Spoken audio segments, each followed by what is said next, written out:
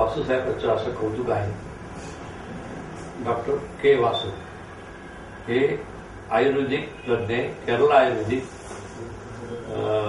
परत फिजिओथेरपीमध्ये एक्सपर्ट, ऑलिम्पिकचे जे पोरं जे असतात त्यांना ते गाईड करतात, मिलिटरीचे माणसं त्यांचे प्लेयर्स येतात सगळे करायला, आणि आयुर्वेदाचं जन्म आणि आध्यात्मिक प्रगती जबरदस्त असतं. नित्यानंदांचे शिष्य आणि डॉक्टर राम भोसले यांचे मित्र, आणि हे स्वतः पायलट होते. आणि त्यांच्या घराण्यामध्ये त्यांच्या चुलत्याकडून त्यांना विद्या आलेली. त्यांना कधी जर्मनीत असतात, कधी अमेरिकेत असतात, कधी दिल्लीला, कधी याला नाही त्या गोष्टीत त्यांना हे करतात. विशेष म्हणजे तुम्हाला फक्त एक किंवा दोनच किस्से सांगतो तुम्हाला त्यांचं कौतुक. एकदा आपले जे फायनान्स मिनिस्टर जे आहेत प्रणव मुखर्जी यांचा भाचा वय वर्ष 19 हा काहीतरी ऍक्सिडेंट झाला. ऍक्सिडेंट झाल्यानंतर तो ते दिल्लीच्या हॉस्पिटलमध्ये कोमामध्ये गेला. कोमामध्ये गेल्यानंतर डॉक्टरांनी बऱ्याच लोकांनी त्याच्यावरती औषधे केले, काही गुण यायला पवातून काही बाहेर यायला.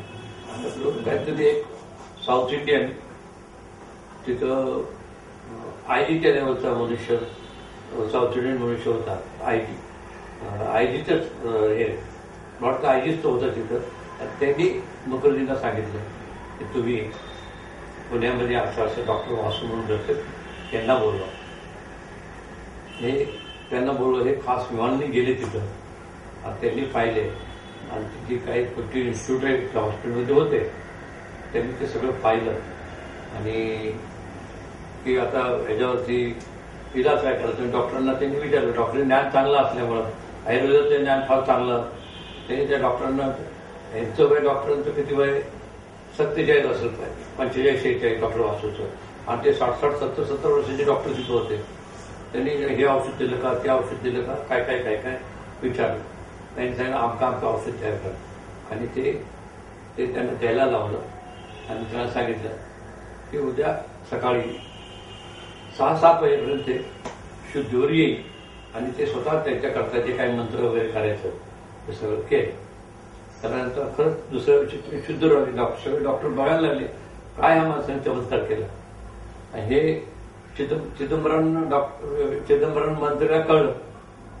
चिदंबरमचा बंगला बेंगलोरला यांच्या बंगल्याच्या शेजारी आज गेले 7 पिढ्या त्यांच्याकडे ही विद्या आलेली आध्यात्मिक, आणि 8वी पिढी यांची डॉक्टर वासूची.